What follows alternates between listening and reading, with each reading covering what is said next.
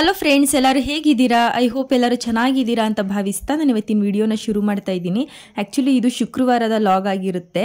ನೀವ್ಯಾರು ಹೊಸದಾಗಿ ನನ್ನ ವಿಡಿಯೋನ ನೋಡ್ತಿದ್ದೀರಾ ಅಂತಂದರೆ ಸಬ್ಸ್ಕ್ರೈಬ್ ಮಾಡಿಕೊಂಡು ನನ್ನ ವಿಡಿಯೋಸ್ನ ನೋಡಿ ಅಂತ ಹೇಳ್ತಾ, ನಾನು ಲಾಸ್ಟ್ ಟೈಮ್ ನಿಮಗೆ ಕಳಸದ ಕಾಯಿ ಮಹತ್ವದ ಬಗ್ಗೆ ಇರ್ಬೋದು ಅಥವಾ ನೈವೇದ್ಯನ ನಾವು ಯಾಕೆ ದೇವ್ರಿಗೆ ಇಡಬೇಕು ಅನ್ನೋದ್ರ ಬಗ್ಗೆ ಇರ್ಬೋದು ಎಲ್ಲಾನು ನೀಟಾಗಿ ತಿಳಿಸ್ಕೊಟ್ಟಿದ್ದೀನಿ. ಅದರಲ್ಲೂ ಕೂಡ ಕೆಲವೊಂದು ಡೌಟ್ಸ್ಗಳನ್ನ ನೀವು ಕೇಳಿದ್ದೀರಿ. ಅದರಲ್ಲೂ ಕೆಲವೊಬ್ಬರಿಗೆ ನಾನು ಕಮೆಂಟ್ಸಲ್ಲೇ ಆನ್ಸರ್ ಮಾಡಿದ್ದೀನಿ. ಬಟ್ ಕೆಲವೊಬ್ರದ್ದು ರ್ಯಾಂಡಮ್ ಆಗಿ ಸೇಮ್ ಡೌಟ್ಸ್ ಇರುತ್ತೆ. ಅದಕ್ಕೋಸ್ಕರ ಅದನ್ನ ಒಂದು ಲಾಗ್ ಮಾಡೋಣ ಅಂತ ಅಂದ್ಬಿಟ್ಟು ಲಾಗ್ ಮುಖಾಂತರ ನಿಮಗೆ ಅದಕ್ಕೆಲ್ಲ ನಾನು ಆನ್ಸರ್ ಮಾಡ್ತಾ ಇದ್ದೀನಿ. ಎಲ್ಲರ ಮನೆಯಲ್ಲಿ ಪ್ರಮುಖವಾದದ್ದು ಅಂದ್ರೆ ದೇವ್ರ ಮನೆ ಎಷ್ಟು ಸ್ವಚ್ಛವಾಗಿರುತ್ತೋ ಅಷ್ಟು ಮನಸ್ಸು ಸ್ವಚ್ಛವಾಗಿರುತ್ತೆ, ಹಾಗೆ ಮನೆನೂ ಕೂಡ ಸ್ವಚ್ಛವಾಗಿರುತ್ತೆ. ದೇವ್ರ ಮನೆ ರೀತಿ ಕೂಡ ನಾವು ಅಡುಗೆ ಮನೆನೂ ಕೂಡ ಅದೇ ರೀತಿಯಾಗಿ ಸ್ವಚ್ಛವಾಗಿ ಇಟ್ಕೋಬೇಕು. ಅದರಲ್ಲಿ ಏನಾಗುತ್ತೆ ಅಂತಂದ್ರೆ ಕೆಲವೊಬ್ರು ದೇವ್ರ ಮನೆನ ಕ್ಲೀನ್ ಮಾಡೋದ್ರಲ್ಲಿ ಸ್ವಲ್ಪ ಡೌಟ್ಸ್ ಇದ್ದೇ ಇರುತ್ತೆ. ಅದನ್ನ ನಾನು ಇವತ್ತು ನಿಮ್ಗೆ ಕ್ಲಿಯರ್ ಮಾಡ್ಕೊಡ್ತೀನಿ, ಯಾವ ರೀತಿಯಾಗಿ ನಾವು ದೇವ್ರ ಮನೆನ ಕ್ಲೀನ್ ಮಾಡ್ಕೋಬೇಕು ಅಂತ.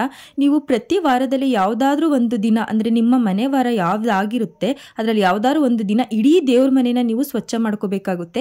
ಇಲ್ಲಿ ನಮ್ಮ ಮನೇಲಿ ನಾವು ಶುಕ್ರವಾರ ನಾವು ಇಡೀ ದೇವ್ರ ಮನೆನ ನಾವು ಸ್ವಚ್ಛ ಮಾಡ್ಕೊಳ್ತೀವಿ.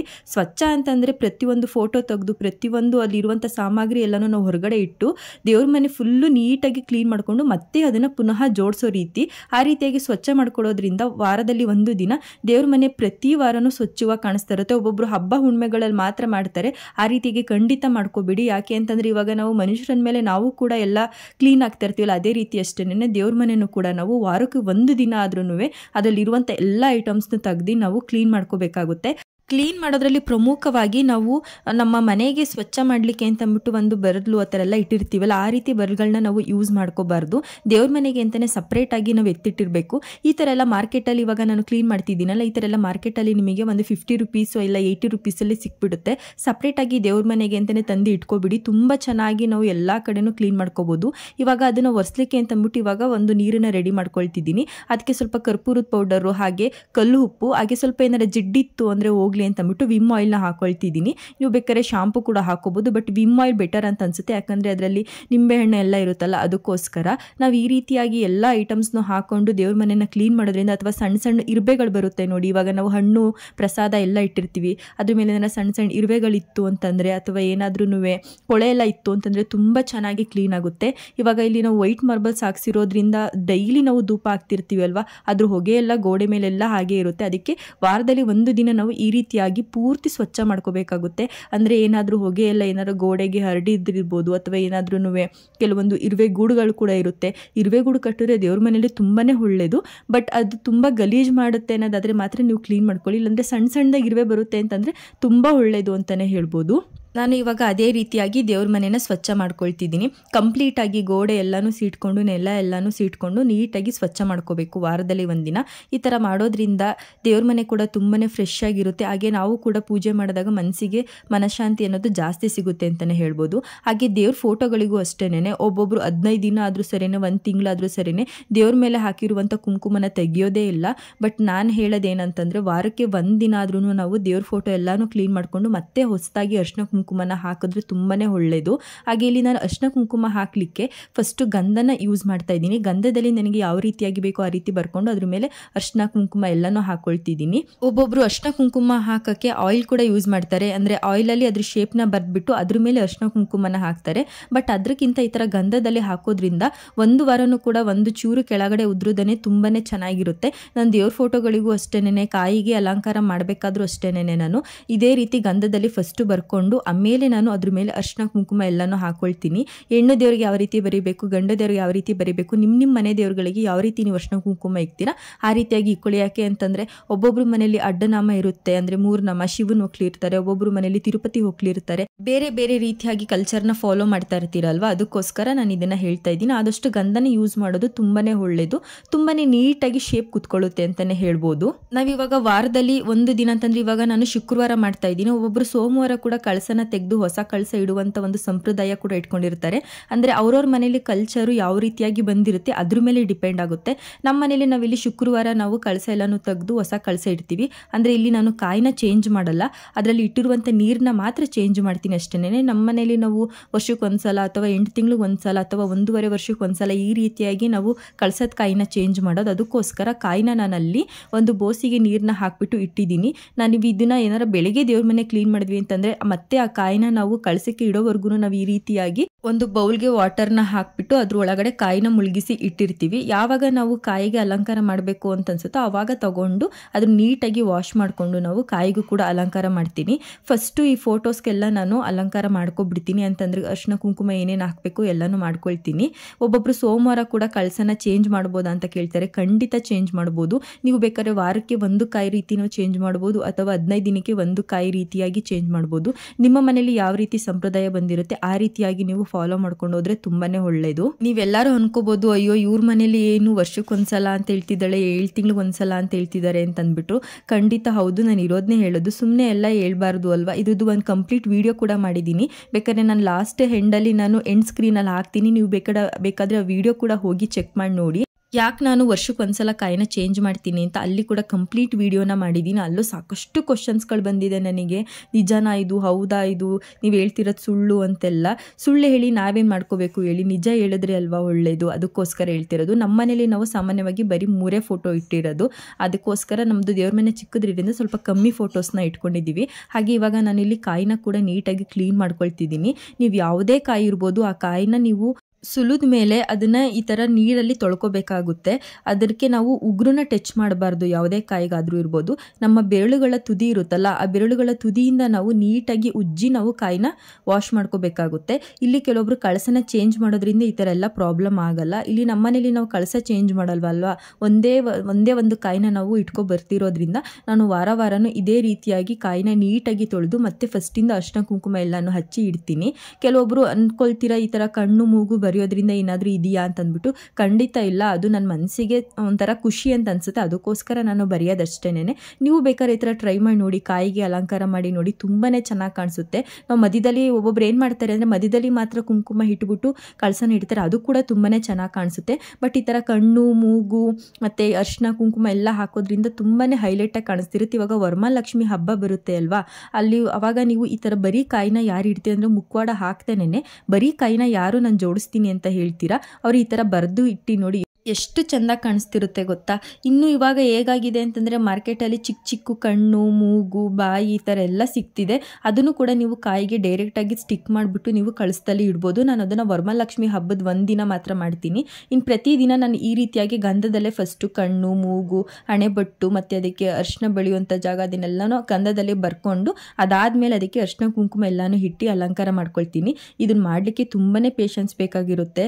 ನಮ್ಮ ಮನೇಲಿ ಈ ಶುಕ್ರವಾರ ಅಂತಂದರೆ ಈ ವಾರ ಮಾಡೋದ್ರಲ್ಲೇ ನಾವು ಅರ್ಧ ದಿನ ಕಳೆದ್ಬಿಟ್ಟಿರ್ತೀವಿ. ಯಾಕಂದರೆ ನನಗೆ ಈ ಥರ ಅಲಂಕಾರ ಮಾಡಿ ಇದೆಲ್ಲ ಇಡೋಕ್ಕೆ ಒಂದು 2 ರಿಂದ 3 ಅವರ್ ಬೇಕಾಗುತ್ತೆ. ಅದಕ್ಕೆ ಏನು ಮಾಡ್ತೀವಿ ಅಂತಂದರೆ ನಮ್ಮ ಮನೇಲಿ ಯಾವಾಗಲೂ ನಾವು ಸಂಜೆ ಟೈಮಿಗೆ ಪೂಜೆನ ಇಟ್ಕೊಬಿಡ್ತೀವಿ. ಅಂದರೆ ಸಂಜೆ ಟೈಮ್ ವಾರ ಮಾಡೋದು.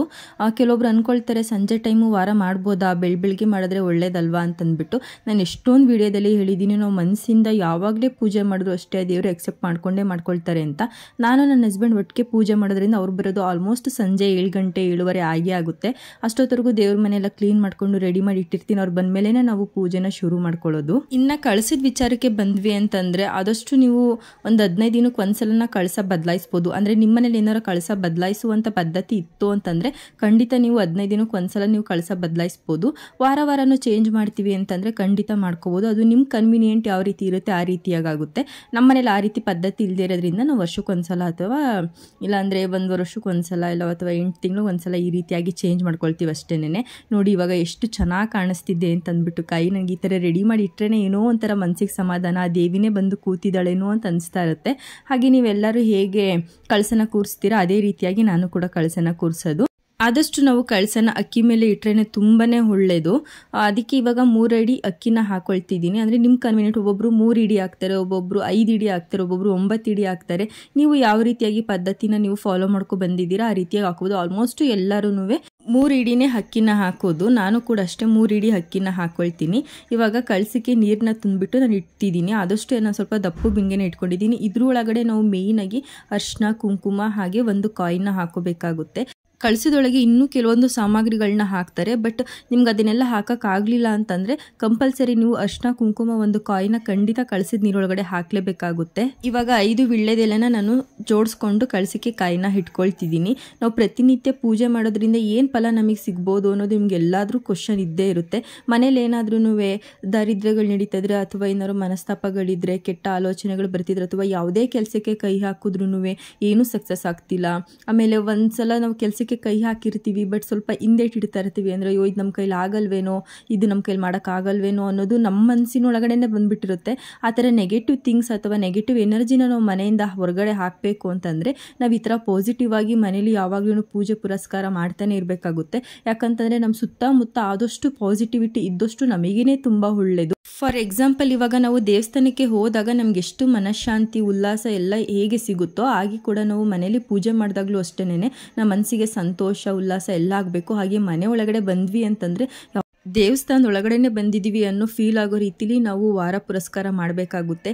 ಇಲ್ಲ ಅಂತಂದರೆ ಸುಮ್ಮನೆ ಏನೋ ಕಾಟಾಚಾರಕ್ಕೆ 2 ಗಂಧದ ಕಡ್ಡಿ ಹಚ್ಚೋದು, ಯಾವಾಗಲೂ ಒಂದ್ಸಲ ಕಳಸ ಚೇಂಜ್ ಮಾಡೋದು, ಈ ರೀತಿಯಾಗಿ ಮಾಡ್ತಾ ಬಂದ್ವಿ ಅಂತಂದರೆ ನಾವು ಇನ್ನಷ್ಟು ನೆಗೆಟಿವ್ ಎನರ್ಜಿ ಮನೆಗೆ ಬರೋಕ್ಕೆ ಅವಕಾಶ ಮಾಡಿಕೊಡ್ತಾ ಇರ್ತೀವಿ. ಕಷ್ಟ ಸುಖ ಅನ್ನೋದು ಎಲ್ಲರ ಮನೇಲೂ ಬಂದೇ ಬರುತ್ತೆ. ಈಗ ದೇವ್ರ ಪೂಜೆ ಮಾಡೋರ ಮನೇಲಿ ಕಷ್ಟಗಳು ಬರೋದೇ ಇಲ್ವ, ಹಂಗಾರೆ ನೀವು ಯಾವಾಗಲೂ ಖುಷಿಯಾಗಿರ್ತೀರಾ ಅಂತ ಕೂಡ ಕೇಳ್ಬೋದು. ಇಲ್ಲ, ನಮ್ಮ ಮನೇಲೂ ಕೂಡ ಕಷ್ಟ ಸುಖ ಅನ್ನೋದು ಇದ್ದೇ ಇರುತ್ತೆ. ಮನುಷ್ಯಂಗೆ ತಾನೇ ಇದೆಲ್ಲ ಬರೋದು.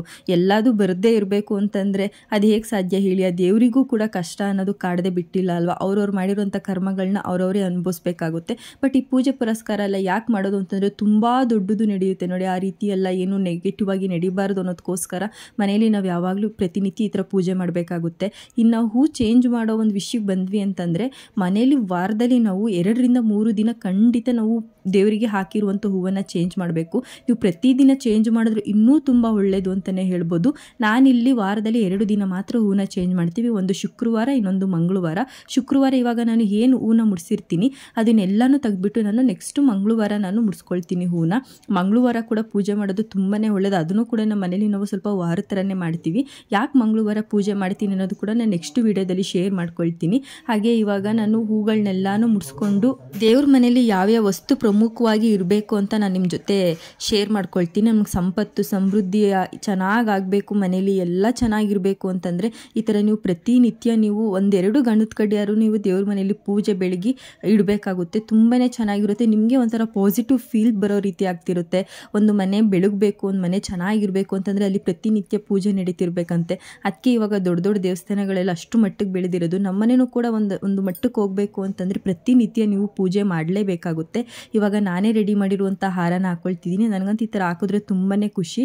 ಹಾಗೆ ಇವಾಗ ಒಂದು ಮಡ್ಲಕ್ಕಿ ಕೂಡ ಇಟ್ಕೊಳ್ತಿದ್ದೀನಿ. ಈ ಮಡ್ಲಕ್ಕಿನ ನಾನು ಎಷ್ಟೊಂದು ಸಲ ಹೇಳಿದ್ದೀನಿ. ಮೈಸೂರು ಚಾಮುಂಡಿ ಬೆಟ್ಟಕ್ಕೆ ಹೋದಾಗ ಅಮ್ಮನವ್ರ ಕಡೆಯಿಂದ ನಮಗೆ ಸಿಕ್ಕಿದ್ದು ಅಂತಂದ್ಬಿಟ್ಟು ಇವಾಗ ನಾವು ಮೇಯ್ನಾಗಿ ದೇವ್ರ ಮನೇಲಿ ಇಡಬೇಕಾಗಿರೋ ಫಸ್ಟ್ ವಸ್ತು ಯಾವುದು ಅಂತಂದರೆ ಒಂದು ಎಕ್ಸ್ಟ್ರಾ ತುಂಬಿದ ಬಿನ್ಗೆ ಇಡಬೇಕಾಗುತ್ತೆ. ಅಟ್ಲೀಸ್ಟ್ ನಿಮ್ಮ ಮನೇಲಿ ಬಿನ್ಗೆ ಇಲ್ಲ ಅಂತಂದರೆ ಒಂದು ಚಿಕ್ಕ ಗ್ಲಾಸಲ್ಲಿ ನೀರನ್ನಾರು ತುಂಬಿಟ್ಟು ನೀವು ದೇವ್ರ ಮನೇಲಿ ಇಡಬೇಕಾಗುತ್ತೆ. ಯಾಕೆ ಅಂತಂದರೆ ನಾವು ಕಳಸನೇ ಬೇರೆ, ತುಂಬಿದ ಬಿನ್ಗೆನೇ ಬೇರೆ. ಕಳಸನ ನಾವು ಮನೆ ದೇವರಿಗೆ ಇಟ್ಕೊಳ್ಳೋದು ಅಂದರೆ ಮನೆ ದೇವರು ಯಾವುದಿರುತ್ತೆ ಅದು ಆಹ್ವಾನ ಆಗೋಕ್ಕೋಸ್ಕರ ನಾವು ಕಳಸನ ನಾವು ಬೆಳಗ್ತೀವಿ. ಬಟ್ ಈ ತುಂಬಿದ ಬಿನ್ಗೆ ಇಡೋದು ಏನಕ್ಕೆ ಅಂತಂದರೆ ಇನ್ನು ಮಿಕ್ಕಿದ ಎಲ್ಲ ದೇವರುಗಳು ದೇವತೆಗಳು ಇರ್ತಾರಲ್ಲ ಅವರಿಗೋಸ್ಕರ ನಾವು ಎಕ್ಸ್ಟ್ರಾ ಒಂದು ತುಂಬಿದ ಬಿನ್ಗೆನ ಅಂದರೆ ಎಲ್ರಿಗೂ ಸಲ್ಲಿ ಅನ್ನೋಕ್ಕೋಸ್ಕರ ಇಡಬೇಕಾಗುತ್ತೆ. ನಿಮ್ಮ ಮನೇಲಿ ಬಿನ್ಗೆ ಇಲ್ಲ ಅಂತಂದ್ರೂ ನಾನು ಮೊದಲೇ ಹೇಳಿದಾಗೆ ಒಂದು ಚಿಕ್ಕ ಗ್ಲಾಸಲ್ಲಿ ನೀರನ್ನಾದರೂ ಸರಿ ಹಾಕ್ಬಿಟ್ಟು ಇಡೀ ವಾರಕ್ಕೊಂದಿನ ಅದನ್ನು ಕೂಡ ಚೇಂಜ್ ಮಾಡ್ಕೋಬೋದು. ನಾನಿಲ್ಲಿ ಬಿನ್ಗೆನೇ ಇಟ್ಕೊಳ್ತೀನಿ. ನೆಕ್ಸ್ಟು ಇನ್ನೊಂದು ಪ್ರಮುಖವಾದ ವಸ್ತು ಯಾವುದು ಅಂತಂದರೆ ಗಣಪತಿ. ಅದರಲ್ಲೂ ತೊಪ್ಪೆಯಿಂದ ಮಾಡಿರುವಂಥ ಗಣಪತಿನೇ ಇಡಿ. ತುಂಬಾ ಶ್ರೇಷ್ಠ, ವಿಘ್ನ ವಿನಾಶಕ ಅಂತ ನಾವು ಎಲ್ಲರೂ ಹೇಳ್ತೀವಲ್ಲ. ಯಾವುದೇ ಒಂದು ಕೆಲಸ ಕಾರ್ಯ ಆಗಬೇಕು ಅಂತಂದರೆ ನಾವು ಫಸ್ಟು ಪೂಜೆ ಮಾಡೋದೇ ಗಣಪತಿನ. ಅದಕ್ಕೋಸ್ಕರ ತೊಪ್ಪೆಯಿಂದ ಮಾಡಿರುವಂಥ ಗಣಪತಿನ ನಾನು ಇಟ್ಕೊಳ್ತಿದ್ದೀನಿ. ಅದಕ್ಕೆ 21 ಗರಿಕೆ ಕೂಡ ನಾನು ಸಿಕ್ಸಿದ್ದೀನಿ. ನಿಮ್ಮ ಮನೇಲಿ ಏನಾದರೂ ಗಣಪತಿದೇ ವಿಗ್ರಹ ಇತ್ತು ಅಂತಂದರೆ ಇನ್ನೂ ತುಂಬ ಒಳ್ಳೆಯದು ಅಂತಲೇ ಹೇಳ್ಬೋದು. ವಿಗ್ರಹ ಕೂಡ ತುಂಬಾ ಒಳ್ಳೆಯದು. ಅದನ್ನು ಮೇಂಟೈನ್ ಮಾಡೋಕ್ಕೆ ಬರಬೇಕಷ್ಟೇ. ಅದನ್ನು ಯಾವ ರೀತಿಯಾಗಿ ನಾವು ಅಭಿಷೇಕ ಮಾಡಿ ಇಟ್ಕೋಬೇಕು ಅನ್ನೋ ಒಂದು ಕಲೆ ನಮಗೆ ಗೊತ್ತಿರ ನಾವು ವಿಗ್ರಹಗಳನ್ನ ಪೂಜಿಸ್ಕೋಬೋದು. ಸುಮ್ಮನೆ ಎಲ್ಲೆಲ್ಲೋ ಸಿಗುತ್ತೆ ವಿಗ್ರಹ ತಂದು ಇಟ್ಕೊಳ್ಳೋಣ ಈ ರೀತಿಯಲ್ಲಿ ಖಂಡಿತ ತಪ್ಪು ಮಾಡ್ಕೋಬೇಡಿ. ನೀವು ವಿಗ್ರಹಗಳನ್ನ ತಂದ್ವಿ ಅಂತಂದರೆ ಅದರದೇ ಆದಂತಹ ರೂಲ್ಸ್ನ ನಾವು ಫಾಲೋ ಮಾಡಬೇಕಾಗುತ್ತೆ. ಅದಕ್ಕೋಸ್ಕರ ನಾನಿಲ್ಲಿ ತೊಪ್ಪೆಯಿಂದ ಮಾಡಿರುವಂಥ ಗಣಪತಿನೇ ನಾನು ಇಟ್ಕೊಳ್ತಿದ್ದೀನಿ.